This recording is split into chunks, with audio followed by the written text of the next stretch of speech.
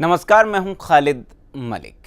Encounter एक ऐसा शब्द जिसकी बात होते ही जहन में गोलियों की धाएं धाएं गूंजने लगती हैं। इसका महिमा मंडन भी खूब होता रहा है। कई पुलिस वालों के लिए तो खुद को एनकाउंटर स्पेशलिस्ट के नाम से जाना शान की बात रही है। यहाँ तक कि एनकाउंटर स्पेशलिस्ट की कहानी पर अब तक 56 जैसी फिल्म भी बन गई। लेकिन इसी एनकाउंटर के कई मामले ऐसे हैं जिसने बड़ी तादाद में पुलिस वालों को जेल भी भिजवाया है। देश की अदालतों में विवादों से भरे मुठभेड़ के सैकड़ों मामले पड़े हैं। मामले में अब सुप्रीम कोर्ट ने भी सख्त निर्देश जारी करते हुए कहा है कि हर एनकाउंटर की स्वतंत्र जांच हो, साथ ही उससे जुड़े पुलिस वाले का तब तक प्रमोशन ना हो जब तक जांच में वो क्लीन ना साबित हो जाए। सवाल है किस नजरिए से देखा जाना चाहिए सुप्रीम कोर्ट के इन निर्देशों को। जानेंगे अपने मेहमानों से आज का मुद्दा में।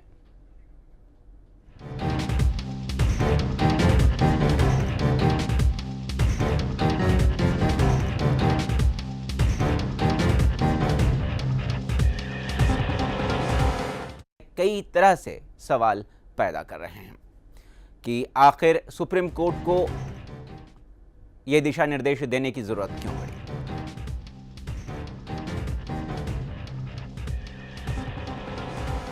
गुजरात हो या मुंबई, देश में एनकाउंटर के ऐसे मामले कम नहीं जिनको लेकर भारी विवाद रहा है। कई मामलों को तो फर्जी तक बताया जा चुका है और मामले में पुलिस के कई बड़े बड़े चेहरे लंबी कैद में चल रहे हैं। सुप्रीम कोर्ट ने ऐसे ही कई एनकाउंटर मामले को लेकर उभरे विवादों के साये में सख्त निर्देश जारी किए। सुप्रीम कोर्ट ने कहा है कि हर मुठभेड़ की स्वतंत्र जांच हो। मुठभेड़ से जुड़े पुलिस वालों को तब तक प्रमोशन ना दिया जाए जब तक कि जांच से उन्हें क्लीन चिट ना मिल जाए। हर एनकाउंटर के बाद सीआरपीसी के सेक्शन 176 के तहत मजिस्ट्रियल जांच के लिए कमेटी गठित हो। मुठभेड़ के बाद पुलिस वाले उसमें इस्तेमाल हुए हथियार और विस्फोटक सरेंडर करें। पुलिस वाले उसे टिप ऑफ यानी जानकारी का भी रिकॉर्ड रखें जिसके आधार पर मुठभेड़ को अंजाम दिया गया हो। मामले की स्वतंत्र जांच राज्य की सीआईडी या कोई अलग पुलिस स्टेशन करे। Today the Honorable Supreme Court, headed by Honorable Chief Justice, has issued extensive guidelines regarding fake encounters by the police. For that purpose, investigation will be done independently. It would be an independent investigation by CBI or CID, depending on the case. Then the copy will be sent under Section 153 to the magistrate. Any person who is not happy with the investigation can go to the session court. Officer will not get automatic promotion. दरअसल पिछले कुछ सालों में अदालतों में विवादित मुठभेड़ मामलों की तादाद में भारी तेजी आई है। पिछले 5 सालों में देश भर में विवादित मुठभेड़ के 555 मामले दर्ज किए गए हैं। इनमें सबसे ज्यादा यूपी के 138 मामले हैं। 555 में से 144 ही अब तक सुलझाए गए हैं। विवादित मुठभेड़ के कई मामलों पर कोर्ट में सालों से सुनवाई चल रही है। सवाल ये उठ रहे हैं कि सुप्रीम कोर्ट के निर्देश जारी करने के बाद मुठभेड़ को लेकर पुलिस महकमे में किस तरह की सोच पैदा होती है। ब्यूरो रिपोर्ट, जानो दुनिया। आज हमारे साथ चर्चा में मौजूद हैं कानूनविद सोनल जोशी जी, साथ ही साथ समाज सेविका रुझान खंबाता जी भी हमारे साथ मौजूद हैं और फोन लाइन पर मौजूद हैं हमारे साथ गुजरात हाई कोर्ट के अधिवक्ता शमशाद खान। आप तीनों का बहुत बहुत स्वागत है। शमशाद जी, हम आपसे जानना चाहेंगे बहैसियत अधिवक्ता, इस फैसले को आप किस रूप में देखते हैं जिस तरीके से सुप्रीम कोर्ट ने दिशा निर्देश जारी किया है। ये एक ऐतिहासिक फैसला है जी, जहां पर सुप्रीम कोर्ट ने हिंदुस्तान में एनकाउंटर के नाम पर जिस तरह से एक राजनीति की जा रही थी जी, उस राजनीति को रोकने के लिए और पुलिस का जो बेजा इस्तेमाल राजनीतिक पार्टियों की तरफ से किया जा रहा था उसको रोकने के लिए ये एक ऐतिहासिक फैसला सुप्रीम कोर्ट की तरफ से लिया गया है, जो शायद थोड़ा जल्दी लिया गया होता तो और की जाने बच जाती। जी जी, तो ऐसे में जिस तरीके से ये कहा गया है कि एफआईआर दर्ज होना चाहिए एनकाउंटर के बाद, तो इससे ऐसा नहीं लगता है कि पुलिस को भी अपनी छवि अब सुधारनी होगी एनकाउंटर को लेकर अमूमन? बिल्कुल, क्योंकि एफआईआर तो दर्ज किया जाता था जी, एफआईआर दर्ज नहीं होता था ऐसा नहीं है जी, लेकिन वो एफआईआर हमेशा इस तरह से दर्ज होता था कि हमने उनको रोकने की कोशिश की, हमने उनको पकड़ने की कोशिश की और उन्होंने हम पर गोलीबारी की। इस तरह का एक बिल्कुल झूठा एक FIR दर्ज होता था जो हम लोगों ने पिछले कई सालों में गुजरात में खास करके 4 एनकाउंटर में देखा, तुलसी प्रजापति, सोहराबुद्दीन, इशरत जहां और सादिक के केस में। जी इन चारों केसों में यही बाद में निकल के आया, पुलिस ने FIR बनाई थी चारों केसों में, वो झूठी FIR बनाई थी और पूरा एनकाउंटर जो था वो फर्जी था। तो ऐसा नहीं है कि FIR नहीं होता था, FIR होता था, सुप्रीम कोर्ट के डायरेक्शन पे अब इस तरह की जो झूठी FIR होती थी वो होनी बंद होंगी और एनकाउंटर की सही वजह बतानी पड़ेगी। जी, हमारे साथ सोनल जोशी भी मौजूद हैं, उनसे जानना चाहेंगे कि पुलिस को अब ये जानकारी भी देनी होगी कि टिप ऑफ यानी उन्हें जानकारी कहां से, खबर ये कहां से मिली और मुठभेड़ किस आधार पर हुई। तो क्या लगता है कि इस फैसले के बाद, इस दिशा निर्देश के बाद पुलिस किस तरीके से अब आगे बढ़ेगी? मेरा ये ज़रूर मानना है, पहले भी जैसे इन्होंने बताया शमशाद जी ने, ऐसे ही होता था, FIR तो ज़रूर होती, पर FIR दर्ज करने वाले उन्हीं के लोग रहते थे और जिस पिस्तल से गोली चली होती उसको भी वो वहाँ पे सरेंडर करना होता था और उसी पिस्तल की गोली में से, जैसे कि कोई भी पिस्तल में से गोली निकलती है तो उसकी एक उसकी छाप बन जाती है, तो उसके वो जो हथियार होता है वो उसको उनको रखना होता है। पर हर बार यही है, सिंपल थियरी होती है कि हमें अपने आप को बचाने के लिए हमने ये एनकाउंटर कर दिया। पर किस सिचुएशंस में था, इसमें दोनों साइड से देखे जाए, गुजरात की बात सही है पर कहीं जगह पे सिचुएशन को भी देखना चाहिए। जैसे कि कोई आतंकी हमले हैं कि जैसे कि कोई बड़ा मंचा हुआ बहुत ही बड़ा आरोपी है तो उसको कई बार टैकल करने में मुश्किल होती है, तो उस टाइम पे क्या होता है कि वहीं के वही लोग जहां पे पुलिस वाले ही रहते हैं ज्यादा के ज्यादा, तो आप अगर जांच की कमीशन बिठाते हो तो वो जो आपके बोलेंगे कि वहां विटनेस कौन होंगे, कि उन्हीं के लोग होंगे। तो ये जो प्रोसीजर है, उन बोलते हैं कि मैजिस्ट्रेट को बिठा के एक पूरी कमेटी होनी चाहिए, ये बहुत ही अच्छी बात है और इससे एनकाउंटर घटेंगे और हम भी चाहते हैं कि यहाँ पे भी एनकाउंटर मैं तो चाहूंगी हो ही ना, हम सब एक ही जैसे कि अच्छे दायरे में, अच्छी मानव अधिकार के तहत लोगों को जैसे न्याय मिलता है उसी तरह से हम रहे।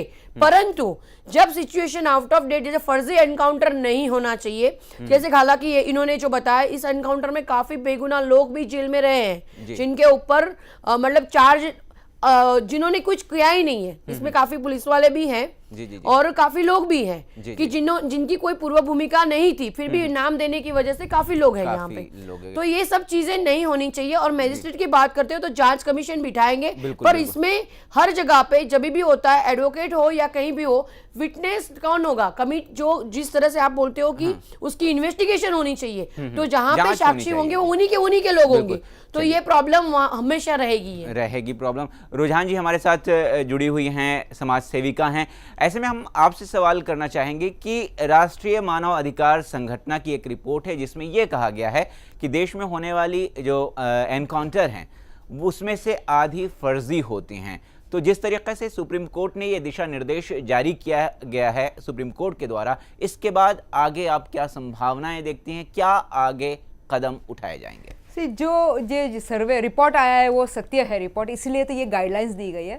But what I have to say here कि अगर जो एनकाउंटर्स पॉलिटिकली मोटिवेटेड होगी तो ये रिपोर्ट, अगर ये गाइडलाइंस में से भी बच जाएगी, निकल जाएगी, क्योंकि अगर आप देखो तो इसमें क्या रखा गया है, अगर रखा गया है कि भाई लेट अस से वो इन्वेस्टिगेटिंग ऑफिसर वो खुद इंस्पेक्टर नहीं होगा जिसने किया है, लेकिन कोई दूसरा होगा, लेकिन वो स्टेट कंट्रोल होगा। अगर मान लो कि जो CBI है, CID है, सब स्टेट कंट्रोल हो रही है, सब मैजिस्ट्रेट सब मैनेज हो रहा है, ड्यू रिस्पेक्ट सब कुछ मैनेज हो रहा है, कहीं भी लो इंडिया में, तो ये जो गाइडलाइन है हाँ एक लेवल तक जरूर काम करेगी, ठीक है। जब अगर it is just a power struggle है या इंडिविजुअल स्ट्रगल है, जो एनकाउंटर्स इंडिविजुअल स्ट्रगल और पावर स्ट्रगल के लिए होते हैं तो या वो पैसे के लिए, तो वो एक वो वहां पे जरूर कंट्रोल रहेगा। लेकिन अगर पॉलिटिकली मोटिवेटेड है तो वो कंट्रोल, उसके लिए और थोड़ी और दूसरी गाइडलाइंस लानी पड़ेगी। जो हमारे गवर्नमेंट ने, हमारे गुजरात की गवर्नमेंट ने ये जो गाइडलाइंस बनी है उसमें हमारी गुजरात गवर्नमेंट ने आज से 2 साल पहले ही, जब हमारे पे गुजरात में ये सारे एनकाउंटर केसेस खुलने पे आए तो पूछा गया गवर्नमेंट को कि भाई आप क्या करने वाले हो, तो गवर्नमेंट ने बोला कि हम 0 टॉलरेंस रखने वाले हैं फॉर दिस एनकाउंटर्स, और इसलिए गवर्नमेंट ने, जब हमारी गुजरात गवर्नमेंट ने यही सेम गाइडलाइंस सुप्रीम कोर्ट को तब दी थी और उसी पे से ये वापस नई गाइडलाइंस उसमें एड ऑन हुई है। So what I am trying to tell you here कि हाँ कंट्रोल जरूर आएगा, लेकिन अल्टीमेटली अगर at the end of the day अगर हमें जीरो टॉलरेंस बोल रहे हैं और फुल कंट्रोल लेना है तो ये इससे भी ज्यादा गाइडलाइंस हमें सुधारनी पड़ेगी, जो आई मीन वंस अपने बात करेंगे तो आई कैन टेल यू कि उसमें क्या और होना चाहिए, बट अभी के लिए I think this is fair enough. But secondly the flip side, जो मैं एक नेगेटिव साइड इसका देख रही हूँ कि लेट अस से कि जो जेन्युइन एनकाउंटर से, जेन्युइन यानी कि जो करने होने चाहिए, और वो एक बात तो है ना खंबाता जी कि अगर जो जेन्युइन है और जो सच्चा है तो उसके लिए क्यों परेशान होने की क्या जरूरत है? नहीं, उसके लिए परेशान होने की कोई बात नहीं है, लेकिन ये एक और जो प्रोसीजर में एक और प्रोसीजर बढ़ेगा, ये वाली बात है। बाकी तो परेशान वाली उसमें बात नहीं है, लेकिन उसके सामने ऑन द फ्लिप साइड वापस जेन्युइन जो लोग हैं उनको एक से इट्स लाइक दैट कि अगर मुझे जेन्युइनली कुछ काम करना है तो इट फील्स कि अगर किसी को मुझे ब्लैकमेल करना है, प्रेशराइज करना है, दबाना है, लेट अस से किसी को मेरे से वैर लेना है, क्योंकि जो जेन्युइन लोग होंगे उनके भी दुश्मन बहुत होते हैं। भले लेट अस, आप सब जानते हो कि अगर जेन्युइन काम होता है तो भी जानते हैं कि भैया उनके दुश्मन होते हैं, तो उसको अलग से फंसाएंगे, अलग से रिपोर्ट, क्योंकि आप भी जानते हैं एफएसएल और सारे reports, everything, let us due respect to our whatever government का व्हाटएवर, सब कुछ मैनेज हो सकता है, तो एफएसएल की रिपोर्ट्स भी मैनेज होते हैं। शमशाद खान पठान जी हमारे साथ मौजूद हैं फोन लाइन पर, उनसे जानना चाहेंगे कि जिस तरीके से अक्सर ऐसा देखने को मिला है कि व्यक्तिगत दुश्मनी भी या फिर सुपारी लेकर भी ऐसा इल्जाम लगते रहे हैं कि लखन भैया के मामले में ही देख लीजिए या फिर एमबीए के छात्र के मामले में, देहरादून के मामले में भी देख लीजिए, 18 में से 17 पुलिसकर्मी को दोषी करार दिया गया फर्जी एनकाउंटर मामले में। तो ऐसे में जिनका एनकाउंटर हो सकता है, जिन्हें यह डर लगता है कि एनकाउंटर किया जा सकता है, उठाकर पुलिस ले जा सकती है और उन्हें मार सकती है, तो ऐसे लोगों को क्या फायदा अब मिलने वाला है? देखिए, पहले तो मैं आपकी जो समाज सेविका बहन बैठी हुई हैं, उन्होंने जो कहा कि गुजरात सरकार जीरो टॉलरेंस नीति थी और उन्होंने 2 साल पहले ही इस जीरो टॉलरेंस नीति को लेकर सुप्रीम कोर्ट को कहा है जी। मैं आपको, शायद उनके पास तथ्य नहीं है, मैं उनके तथ्य सुधार दूं कि 5 के अंदर जब रवाबुद्दीन के भाई सोहराबुद्दीन का एनकाउंटर और उनकी भाभी रेप कर मर्डर किया और तुलसी प्रजापति का एनकाउंटर 1 साल के बाद किया। उसके बाद जब रवाबुद्दीन ने सुप्रीम कोर्ट को ये लेटर लिखा, उसके बाद 8 ATR तक गुजरात सरकार झूठ बोलती रही कि नहीं, हमने सोहराबुद्दीन को जो मारा है वो सही ढंग से मारा है और वो मुठभेड़ जो थी वो सही थी। 8वें ATR में गुजरात सरकार ने ये माना कि हाँ, जो मुठभेड़ हुई थी वो फर्जी थी, जिस पर गुजरात सरकार के जो उस टाइम पे एडवोकेट थे KTF साहब, उन्होंने रिजाइन किया गुजरात सरकार के एडवोकेट तरीके। तो गुजरात सरकार की जीरो टॉलरेंस की जो नीति है, वो मैं बताऊं क्या है, जो बंजारा जी ने जो एक सवाल शमशाद जी, एक सवाल यहाँ पर उभर रहा है कि पिछले साल बंजारा जी ने एक चिट्ठी लिखी थी जिसमें यह कहा था कि उन्होंने वही किया जो सरकार उन्हें निर्देश कर रही थी, तो सरकार को भी कटघरे में उन्होंने खड़ा किया है। खाली मैं वही जीरो टॉलरेंस पे आ रहा हूँ कि जो बंजारा आरोपी है, इशरत जहां में, सादिक जमाल में, सोहराबुद्दीन में, उन्होंने ये लिखा था कि ये फर्जी मुठभेड़ की जो नीति है ये जीरो टॉलरेंस की हमारी नीति है, और ये सारा के सारा ब्लैक दाढ़ी और व्हाइट दाढ़ी के कहने पे कर रहे थे। तो गुजरात सरकार की कभी भी जो जीरो टॉलरेंस की नीति फर्जी मुठभेड़ की नीति थी। तो गुजरात सरकार ने एनकाउंटरों का पॉलिटिकल किया, पुलिस का पॉलिटिकल इस्तेमाल किया, जिसके कारण आज सुप्रीम कोर्ट को इस तरह के गाइडलाइन की जरूरत पड़ रही है। जी। और रहा सवाल कि जो लोगों को आपने जो मुझसे सवाल किया कि ऐसे लोगों को जिनको ये डर रहा है कि पुलिस उनको उठा के मार देगी, ये ऐसे डर नहीं होता है। लेकिन अगर या तो पुलिस के किसी धंधे में या पुलिस की कोई जानकारी ऐसी जो पुलिस कर रही है, अगर वो जानता है तब मारा जाता है, या कोई पॉलिटिकल मास्टर धंधों के बारे में जानता है तब उसको पॉलिटिकल मास्टर्स के कहने पर उसका फर्जी मुठभेड़ किया जाता है। तो ऐसे राहत मिलेगी फर्जी मुठभेड़ वालों को, क्योंकि और रहा जो आज सुप्रीम कोर्ट ने बड़ा 176 पे बहुत जोर दिया है।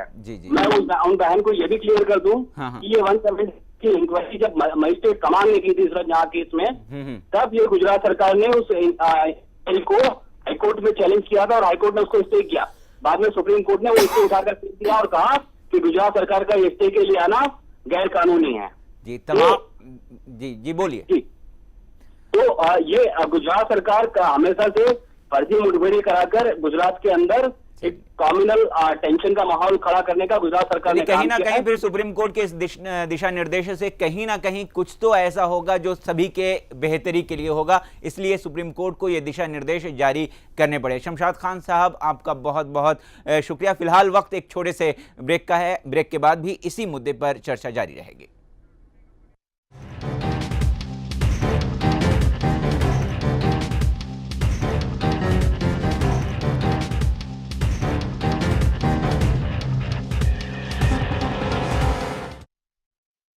शादी उत्सव या त्योहार लिज्जत पापड़ हो हर बार। कर्रम कर्रम कुर्रम करम मजेदार लिज्जतदार साथ स्वाद में लिज्जत लिज्जत पापड़। खादी और ग्राम उद्योग कमीशन द्वारा मान्य श्री महिला गृह उद्योग लिज्जत पापड़। लिज्जत पापड़।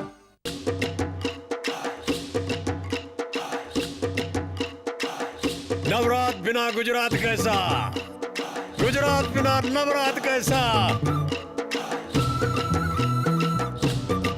ऐसी नवरात आपको कहां मिलेगी? अरे यहाँ और कहां।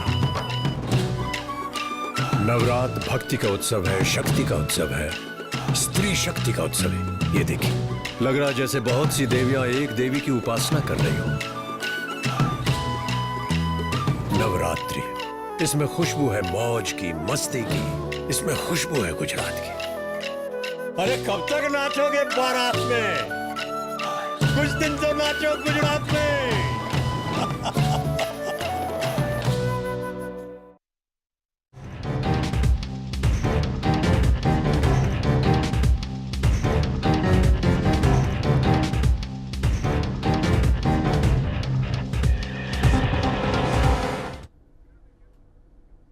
तो जिस तरीके से गंभीर आरोप लग रहे हैं और जिस तरीके से सुप्रीम कोर्ट के इस दिशा निर्देश को जारी किया गया है, कई सवाल उठ रहे हैं और उठना लाजमी भी है।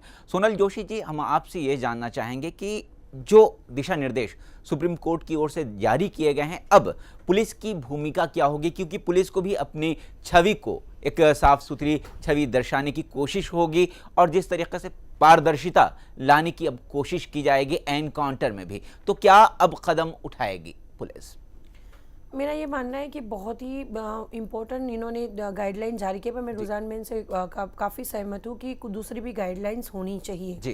क्योंकि अगर इस तरह से पुलिस को अपनी छवि भी सुधरेगी और फर्जी मुठभेड़, मतलब किसी की जान के साथ आप इस तरह से खेल नहीं खेल सकते उसको। और एक बात ज़रूर मैं बोलना चाहूँगी कि एनकाउंटर होते हैं तो किस तरह से कौन से सिचुएशंस में हुए, आप पुलिस को सिखाया जाता है कि कौन वर्स्ट से वर्स्ट सिचुएशंस में भी आप पैर पे गोली चलाओ, आप सीधे सर पे या हार्ट पे गोली नहीं चला सकते। तो काफ़ी चीज़ें ऑलरेडी गाइडलाइन दी हुई हैं, उनको फॉलो ना करते हुए अगर आप इस तरह से करोगे तो ये बहुत ही गलत था। सवाल ये भी तो उठते हैं कि नक्सली एरिया में जाइए, अब वो घात लगा के बैठे रहते हैं। हाँ, फिर उनके मामले में सही है, मैं यही भी बोलूंगी। अब पुलिस उसका रिवर्स इफेक्ट ये भी पड़ेगा कि जो पुलिस वाले बहुत ही बहादुर है, जो नक्सलियों के साथ निपटने के लिए अगर इस मामले में अगर वो एनकाउंटर करते तो वो हालांकि डरेंगे अब, क्योंकि अब क्या होगा, आपने ये बोल दिया है सुप्रीम कोर्ट की गाइडलाइन सही है कि उनके ऊपर केस चलेगा,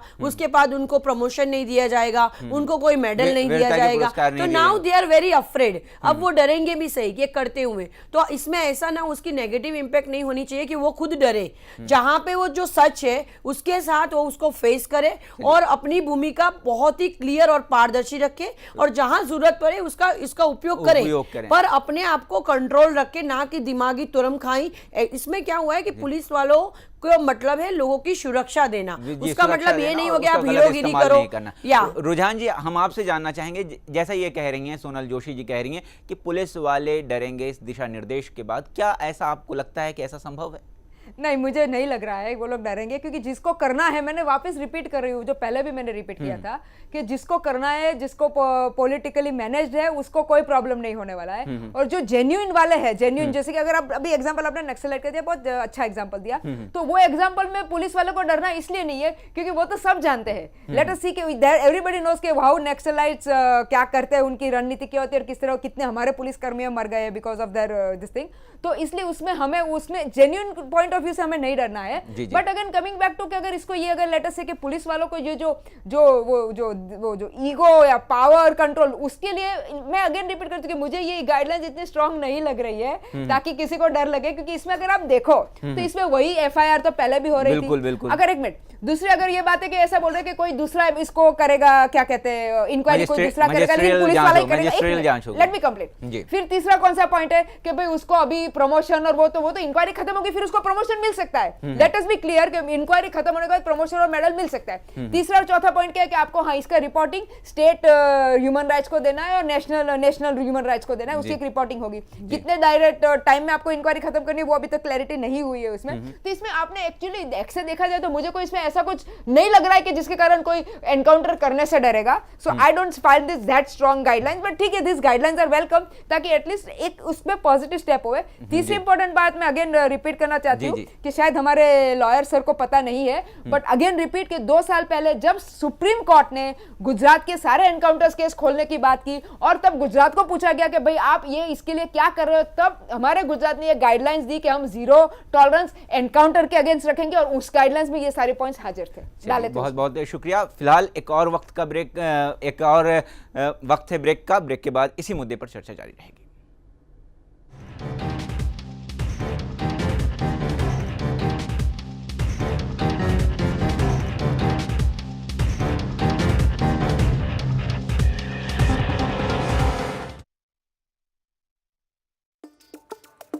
गुजरात की राजधानी है गांधीनगर, मगर दिल है अहमदाबाद। अहमदाबाद है, अहमदाबाद में होके खा रहा हूं फाफड़ा ना, हाँ fafda. Law garden, shopping shopping shopping and more shopping. ये चिड़ियों के पोल हैं और ये इंसानों के। ये पुराने मोहल्ले कह रहे हैं कि ओ बिल्डिंग वालों, चांद पे बैठे हो मगर पड़ोसी का नाम नहीं पता। पोल खुल गई। दिल्ली वाली जामा मस्जिद कोई अकेली नहीं है, यह है अहमदाबाद की जामा मस्जिद। अद्भुत। मंदिर से चला था और आ पहुंचा मस्जिद के पास। चलने से ही तो दूरियां मिटती है। अहमदाबाद, यहाँ खुशबू है मेल जोल की, खुशबू है पोल की, यहाँ खुशबू है गुजरात की। 2 nights 3 days तो बिताओ अहमदाबाद में। अरे कुछ दिन तो गुजारो गुजरात में।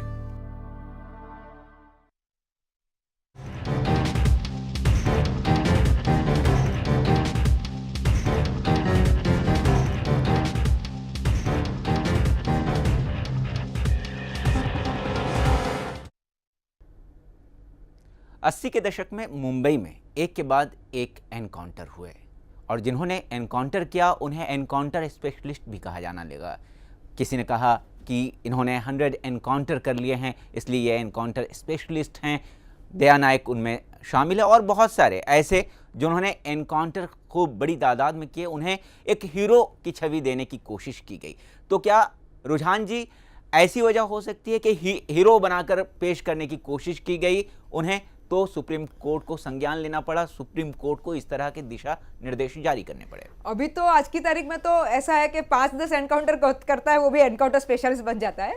सो 100 तो बहुत लंबा नहीं, मगर ये आरोप उस वक्त लगे कि देखिए अंडरवर्ल्ड उस वक्त बहुत ज्यादा बहुत था मुंबई में, तो एक गिरोह दूसरे गिरोह के कहने पर ये एनकाउंटर हो रहा था। ऐसा भी आती थी कि अगर अंदर ही एक दूसरे को मारने के लिए वो लोग पुलिस वाले को सुपारी देते थे कि आप इसको मारो और आपको हम पैसा देंगे। तो ये भी एक सत्य है ही अपनी जगह पे, उसमें कोई डाउट नहीं है। और वो एक अंडरवर्ल्ड दूसरे अंडरवर्ल्ड की इंफॉर्मेशन पुलिस को देता था, पुलिस जाके उसको एनकाउंटर करता था। ये सब अपनी जगह आप बिल्कुल सही बोल रहे हो कि बिल्कुल सही है। और इसीलिए अगर हाँ ये सब आप देखने जाओगे तो इसके, लेकिन अभी देखा जाए तो अभी इंडिया में बहुत कम एनकाउंटर्स हो रहे हैं पास 2-3 साल से, बिकॉज उसकी भी लोगों को पता चल गया कि ये मिसयूज हो रहा है। बट कमिंग बैक टू ये जो हीरो वाला चक्कर है या जो पावर प्ले वाला, इसको मैं ज्यादा पावर प्ले वाला, अब तक 56 पिक्चर भी बन चुकी है, मैंने देखी भी, अच्छी पिक्चर थी लेकिन उसमें ऑब्वियसली इट वाज वेरी फिल्मी। बट अभी तक जो ये हीरो वाला चक्कर है, पावर प्ले वाला चक्कर है, तो उस चक्कर को इनको कंट्रोल करना है। और एक बात, ये guideline just not because is guideline but because ये जितनी सारी जागरूकता हो गई है, इसलिए अब ये पुलिस वालों को भी पता चल गया है कि एनकाउंटर स्पेशलिस्ट बनने से कुछ नहीं मिलने वाला है, क्योंकि कहीं ना कहीं वो लोग फंसने वाले, पकड़ने वाले और कहीं ना कहीं उसको सजा मिलने वाली है। इसलिए अभी ये जो भी हो रहा है एक पॉजिटिवली हो रहा है। और अगेन हमेशा जो मैं कहती हूँ कि I would always like to thank media, क्योंकि मीडिया इसको उजागर करती है, मीडिया इसको बाहर लाती है और अभी अपनी कोर्ट्स भी इसको सीरियसली ले रही है। पहले इसको इतना सीरियसली नहीं लिया जाता था। तीसरी इंपॉर्टेंट पॉइंट जो हम हमेशा बोलते हैं कि भाई मार डाला गुनहगार था या वो टेररिस्ट था, who are we to tell के टेररिस्ट था, क्योंकि अभी टेररिस्ट वो उसके लिए गलत ये लोग क्या सबूत भी कई बार कई केसेस में एनकाउंटर केसेस में आपने देखा है कि टेररिस्ट बना दिया जाता है गलत उसके घर पे वो रिवॉल्वर या वो अक्सर पिक्चरों में भी देखने को मिलता है, वही होता है एक्चुअली पिक्चर और ये सब सिमिलरिटी है। तो टेररिस्ट था कि नहीं किसी को नहीं पता, लेकिन बोल दिया टेररिस्ट, लोगों को हुआ कि चलो अच्छा हो टेररिस्ट को मार दिया। तो ये सब बातें जो सब इतनी सारी गंदगी फैल रही थी, तो अब वो उसमें कंट्रोल मिलेगा, वो उसको कंट्रोल आ रहा है, not just because of the guidelines but because of this awareness. जी सोनल जोशी जी, हम आपसे ये जानना चाहेंगे कि एनकाउंटर होता है, उसके बाद ये कहा जाता है कि ये आतंकवादी थे, ये मारने के लिए आए थे, ये कर रहे थे, ये वो कर रहे थे, इस तरीके से छवि एक बनाने की कोशिश की जाती है कि पुलिस लोगों को ऐसा लगता है कि नहीं सच में पुलिस ने एक काम बहुत बेहतर किया है, मगर जब बाद में देखते हैं तो ऐसा लगता है कि अरे ये तो बेगुनाह थे बेचारे, इन्होंने बहस कर दी, मार दिए गए। तो अब इसके बाद अब आगे क्या होने वाला है? ये पहले तो मैं ये ज़रूर बोलूँगी कि ये जो बात बोल रहे हैं रुझान जी ने बोला वो सही है कि करते हैं, लेकिन न्यायपालिका बहुत ही मजबूत है जी। जब एविडेंस की बात आती है तो बाद में मालूम ज़रूर पड़ता है उसका बैकग्राउंड क्या था, कहाँ से बिलोंग करते थे, हर चीज़ में होके, जैसे आपने बोला कि अभी 11 पुलिस वालों को सजा हुई, 17 पुलिस वालों को सजा हुई, तो ऐसे गलत नहीं होता, ये जो पूरा प्रोसीजर है, अगर उस प्रोसीजर में से आप गुजरोगे तो कहीं ना कहीं सच कहीं उजागर जरूर होता है। डीजी बंजारा तो अभी तक से जी, जी। और आपने बोला कि जैसे किसी को बना दिया आतंकवादी बना देना, उसके फैमिली के पे क्या गुजरती है वो बैकग्राउंड और ट्रॉमेटिक, अगर कोई गलत करता है तो मैं यही बोलूंगी कि इससे ये गाइडलाइन से फर्क तो 100% पड़ने वाला है और जरूर पड़ेगा। और ये भी बात बोलूंगी मैं कि अगर फर्जी मुठभेड़ में ऐसे एविडेंस गलत रखते हो तो उसकी भी एक बाकायदा अलग सजा होनी चाहिए। आपका जैसे बोलते हैं 120B बोलते हैं, कावतरे में जैसे बोलते हैं हम लोग, षड्यंत्र बोलते हैं उसको, तो इसकी सजा होती है, इनको लाइफ टाइम प्रिजन में ही रखना चाहिए। कोई भी चाहे पुलिस वाला हो, किसी की जान से ऊपर कोई चीज नहीं होती, मगर जरूरी जहां पर हो वहां पर एनकाउंटर भी जरूरी है, क्योंकि ये भी एक समाज को या फिर अपने आप को बचाने की एक कोशिश होती है। सोनल जोशी जी, रुझान खंबाता जी और शमशाद खान जी, जो आप तमाम इस मुद्दे में, इस चर्चा में आप लोगों ने हिस्सा लिया, आप तीनों का बहुत बहुत शुक्रिया। तो आज का मुद्दा में फिलहाल इतना ही, दीजिए इजाज़त, नमस्कार।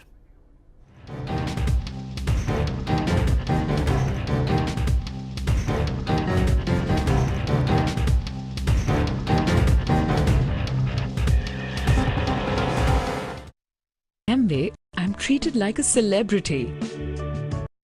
Now on my business leisure travels, I want to experience all the Cambay hotels and resorts. Cambay Hotels and Resorts, a division of Nisa Leisure Limited. Spa and Wellness, the Orient Spa Limited, rejuvenating opportunity.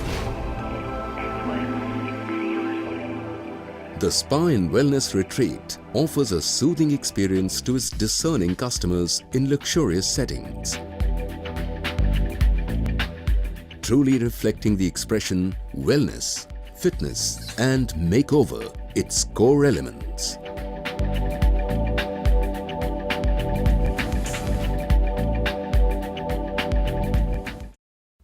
देश, दुनिया, खेल, व्यापार और मनोरंजन से जुड़ी पल पल की हर ताज़ा खबर अब है आपके साथ, जिसमें आप लाइव न्यूज भी देख सकते हैं। तो आज ही अपने मोबाइल में प्ले स्टोर से डाउनलोड करें जानो दुनिया हिंदी न्यूज। आप SMS से भी ये ऐप पा सकते हैं। टाइप करें JD Apps और भेज दीजिए 56767 पर। The Nisa Group of Companies. Every challenge has presented a new opportunity, and every achievement a memorable milestone. New benchmarks are set, the bar is raised even higher, and the competition has to try harder to keep pace. The Nisa Group is now poised to grow even bigger, stronger and sharper, with a sole focus on turning every opportunity that comes its way into a wonderful reality.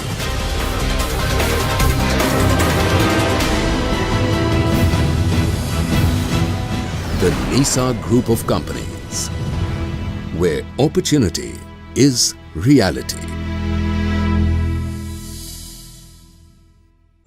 Cambay Family Holidays Club is affiliated to RCI, and offers its customers a wide range of holidaying in more than 5,000 resorts across 100 countries and 82 resorts in India. Also, the newly introduced point system gives the company a distinct edge over its competitors.